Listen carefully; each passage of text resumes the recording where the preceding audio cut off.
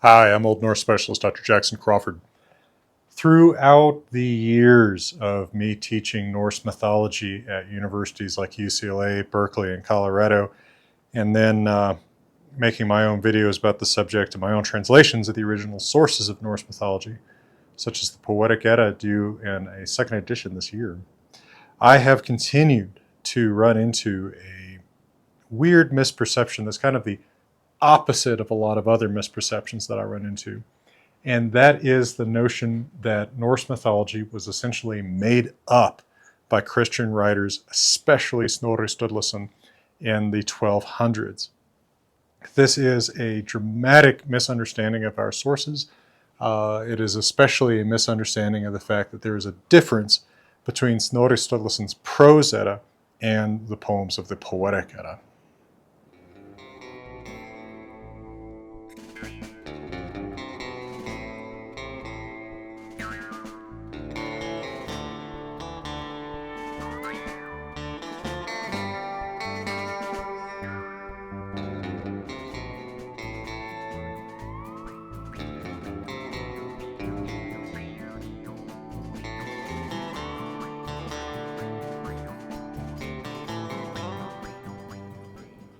Now, it is true that we have barely any written sources for Norse mythology that were written down before the conversion of Scandinavia. Iceland converts to Christianity in the year 1000, and the rest of Scandinavia shortly before or after that. The reason that we don't have written sources from that period is that people weren't writing down long works in the alphabet that they used at the time in Scandinavia, the Younger Futhark runes. The longest inscription that we have in runes is on the Ruk runestone from Sweden. It's from probably right about the year 800, and you can fill no more than a page with what's on there. If they were making books, which I highly doubt, those books, what would they have been making them on? Maybe vellum, which is basically calf skin, which is what's used in most of Europe in the early Middle Ages, but we never hear about these books from anywhere. So I highly, highly doubt that they were actually making them. Instead, the religion and the stories of gods and heroes were transmitted orally, as they are in most cultures. Remember that writing actually is a pretty recent thing in most cultures, and that in a lot of cultures, the idea of writing down stuff that's transmitted orally actually feels sort of wrong to people. I don't want to say that it's the same kind of culture exactly, but there was the reason that the Vedas were not written down for thousands of years in India was that there was actually something of a prescription against the idea of writing the Vedas down. They were too sacred to be written down.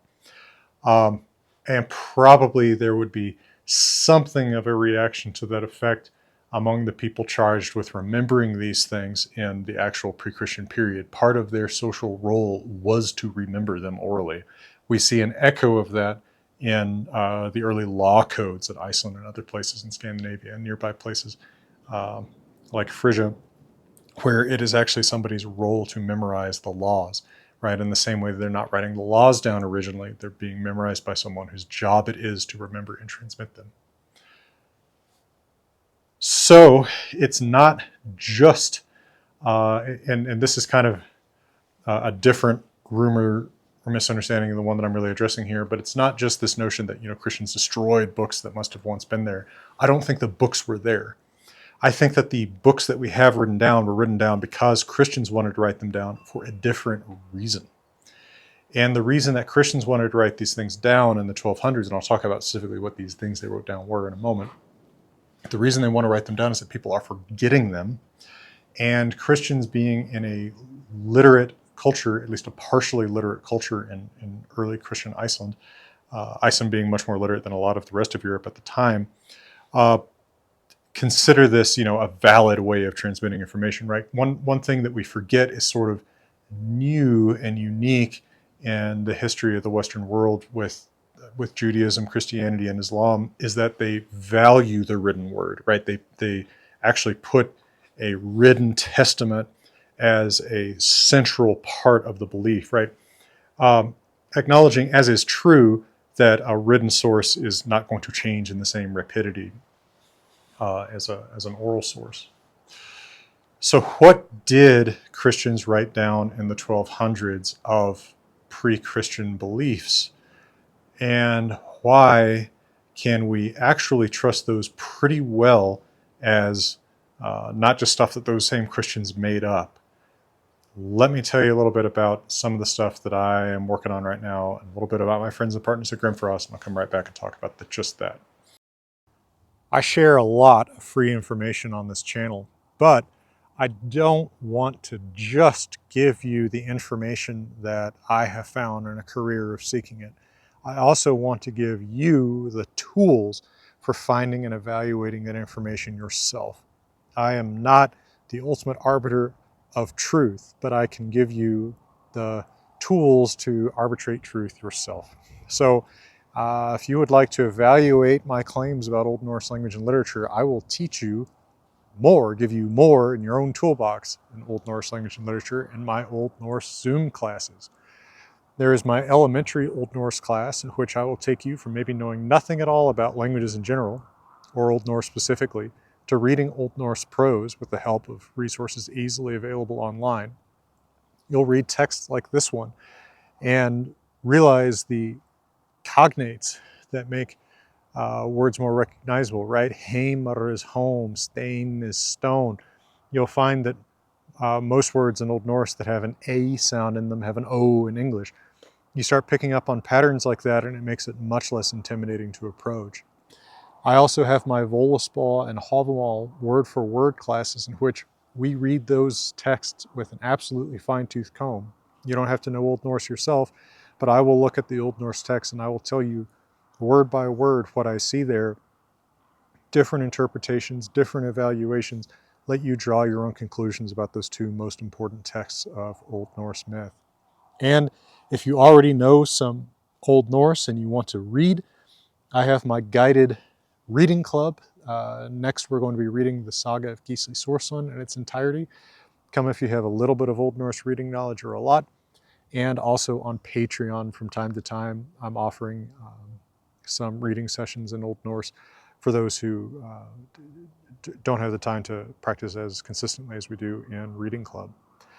So check out the pinned comment below for links to how to enroll in those Zoom courses, and I'll hope to see you there.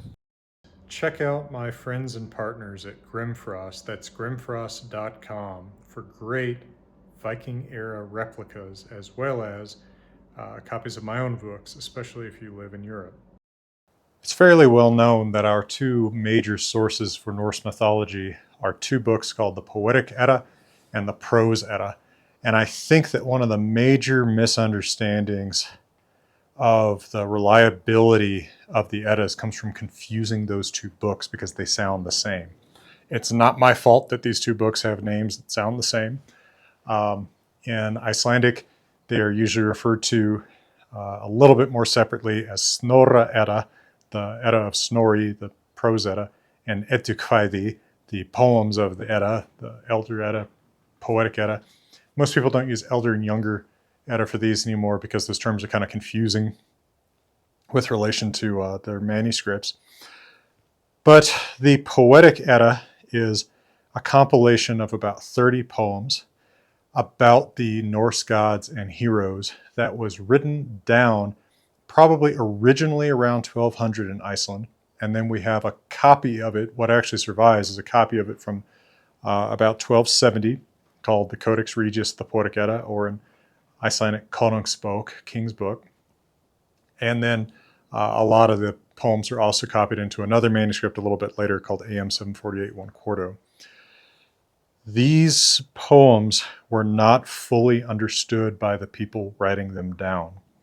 We don't know who wrote them down and we don't know why, but it is fair to speculate that people continued to tell stories about the old gods even after the conversion because people like to have good stories to tell. And if you live in a small society like Iceland's, you don't worry quite so much about whether people are going to think you're a witch because they know you, right? I think that it's a little bit easier to, get notions about what pagan or witchy things your neighbor is up to when you don't know who that person is. But more than that, Iceland had always been a literate, or if not that, very poetic society full of people with literary interests. And it took a long time for things like the Bible to get translated, or stories from the Bible to get communicated in Old Norse, Old Icelandic. And as long as people were worshiping, uh, you know, directing their prayers to the right God, it didn't really matter if they continued to tell stories about other gods. Just like today, parents might read their kids stories about Greek or Norse gods without believing in them. But I don't think they were making up a lot of new stories about the gods.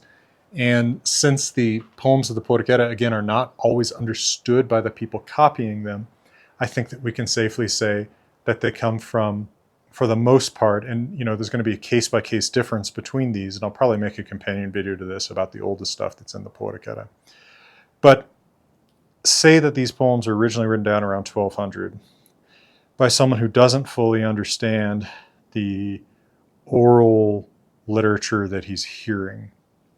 I think that's going to suggest that those poems come from at least before his grandparents' time, right? At least before the time of the Old Norse, Old Icelandic that copyist is used to hearing.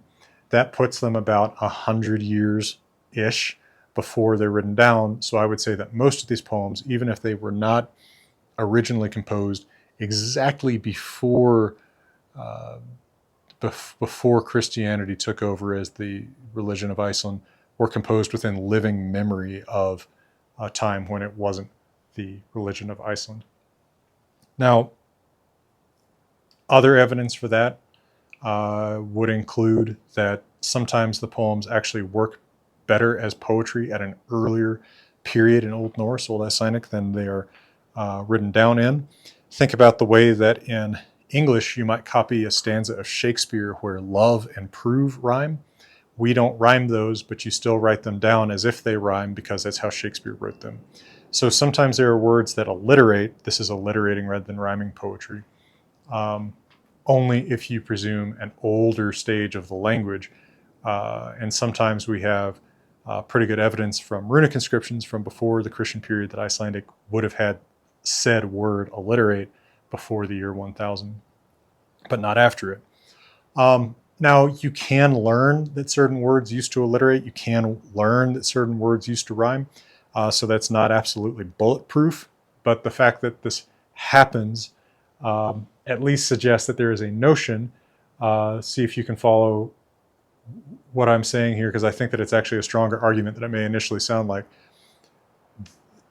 If you are trying to imitate an older language than the one that you speak or even hear around you, when you're communicating poems like this, it means that you think that you are communicating something old. That in itself, I think, suggests that there are older roots to these stories than just the people writing them down in the 1200s.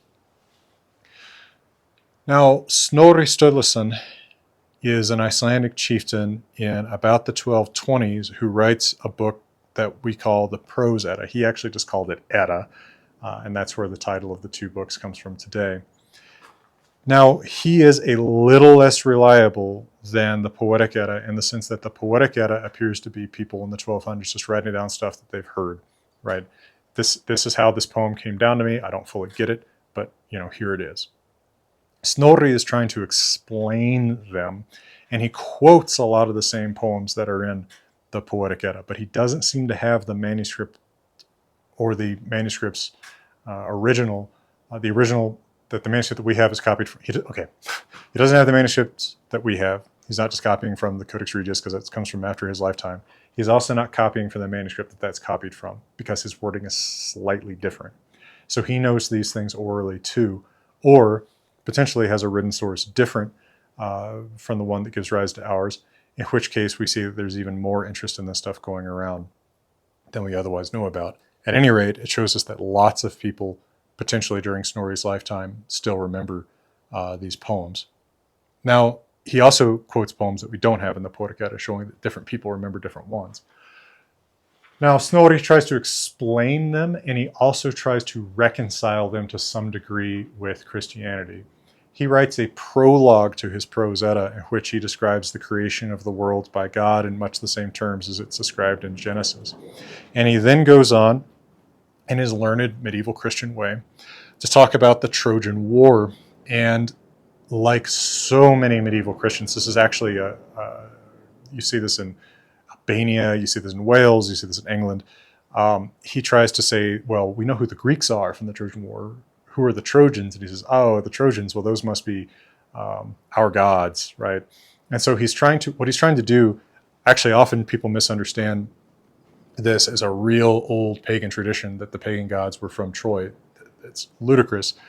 No one in the North had heard of Troy before Christian and classical learning come with the church. Snorri is trying to say it is legitimate to talk about these gods, not because they're gods, but because they're historical figures who presented themselves as gods. He is undercutting the legitimacy of the gods, not legitimating them by saying that they are Trojans who deceived the people around them in Scandinavia. He says, and he comes up with all these, fake equivalent names like Hector, Thor, which, basically his only criterion there is that it vaguely sounds similar. But the very fact that he's trying to do that shows you that he is not just, because if you were just making up stories, you would say, hey, I made this up, right? This is fiction. Instead, he's saying, these are traditional stories of our ancestors who are deluded as who the true God is. They have historical interest, he is saying. And that is because he, again, is not just making them up. He is quoting poems to try to legitimate what he says too. As much as he can, he quotes poems, again, often poems that we have in the Poetic Edda independently of him, and then poems that we don't. And then Snorri misunderstands things. And since he's a medieval Christian, he doesn't get, and actually a lot of people today don't get, that there is huge variation between different schools of thought, different places and times in communicating the pre-Christian religion, right? Because different people remember stories different ways.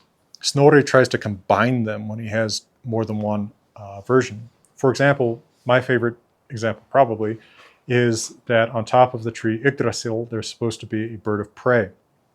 In the poems of the Poetic Edda, you would very often be kind of imprecise about what bird you're talking about based on just what you needed to alliterate with. So probably, I think Snorri has got a poem where, Orn, eagle, alliterates with Askr, ash tree. And then he's got some where Haukr, hawk, alliterates with Hor, high, like high tree, Hor, meidr. And he's confused because some poems say hawk and some say eagle, so he says it's a hawk sitting on an eagle's face. But in the Poetic Edda, we only ever hear that there's one bird of prey up there. So I think there's one bird of prey, and Snorri is being so attentive, but also misunderstanding his sources, that he's just repeating something that doesn't really make sense to him. If these stories were made up by Christians in the 1200s, I think we would actually be looking at something that Christians would regard as much more heretical, right? We're making up alternative gods to God. And I think that they would make up stories that they themselves understood. This is a huge difference between modern science fiction and fantasy and most modern attempts at creating myth and actual myth, is that actual myth has been handed down for long enough that it doesn't necessarily make all that much sense even to the people repeating it anymore, right? If you listen to the more than 1,000 videos on this channel where I talk about Norse mythology, you will sometimes hear me say, now look, this is the story, and it doesn't really make sense, quote unquote, as far as a modern audience is concerned, but this is how it is. Myths have a certain dream-like logic that is not similar to the logic that people use when they come up with stories consciously, right? Then we tend to have B flowing from A.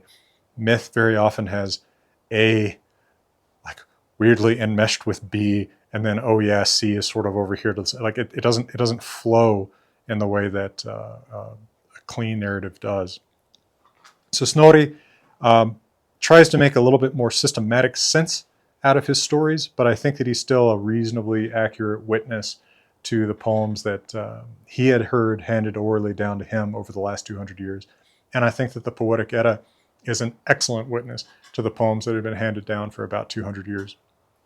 Although the scribes didn't always understand the words they were copying and sometimes miscopied them. That's fine. It's still wonderful that people decided to write this down at all.